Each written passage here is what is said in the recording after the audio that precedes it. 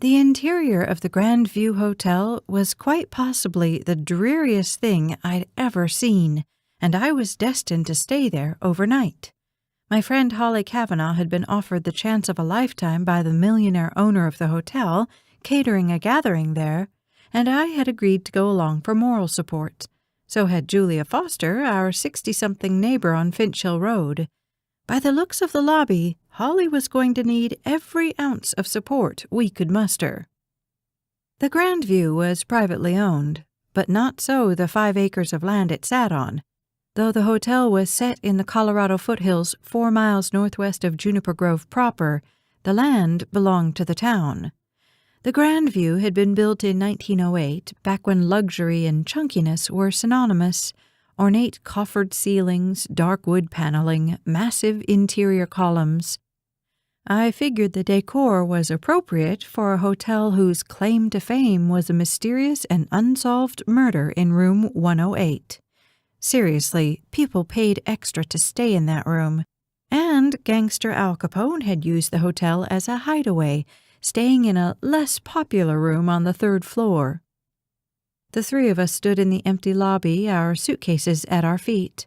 Holly was chewing on the inside of her lower lip and fiddling with her wedding ring, probably reconsidering her decision to stay at the hotel. She'd left her husband, Peter, in charge of her bakery, and of Caleb, their 13-year-old son, to serve pastries to a talk radio host and his assistants before, during, and after their live broadcast from room 108. "Tell me again why I agreed to do this," she said. "Because Arthur Jago loves your baking and is going to help you expand Holly's sweets," I replied. Julia gave a mock shiver.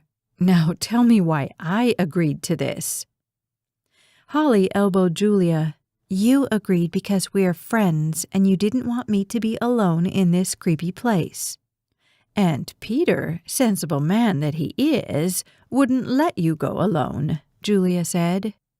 "Now that we have that straight," I snapped up my small suitcase. "Come on, you two. We can do this. It's just a hotel." I strode to the receptionist desk and dinged the call bell. Moments after I heard the echo of footsteps down a distant hall, a tall, pot-bellied man in a bold plaid sweater rounded a corner into the lobby, his eyes settling on Holly.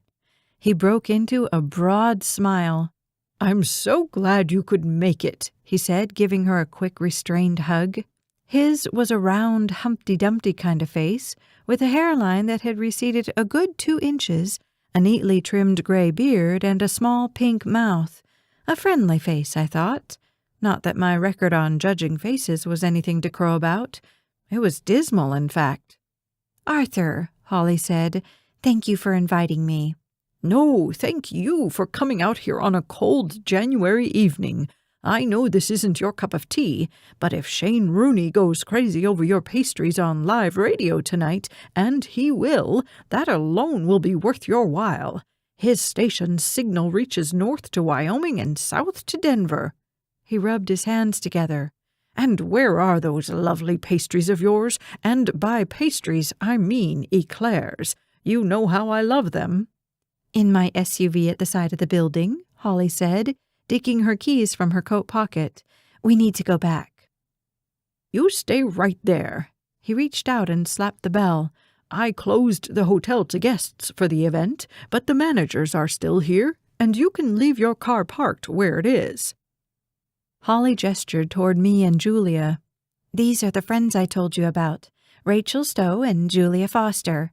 "Welcome, ladies," Arthur said, shaking first Julia's hand and then mine. "Are you ready? You're in for an experience tonight." "That's what I'm afraid of," Julia said. "Don't you worry. You'll have the time of your life." Just as Arthur raised his hand to ring the bell again, a large carved door on the other side of the lobby swung open, and a man and woman hastened to the receptionist desk. "Let me introduce Ian and Connie Swanson," Arthur said, "managers of the Grandview for 3 years now. They have a suite on the 3rd floor. So if you need anything at all, any time of night, don't hesitate," Ian said, stepping forward to grasp Holly's hand.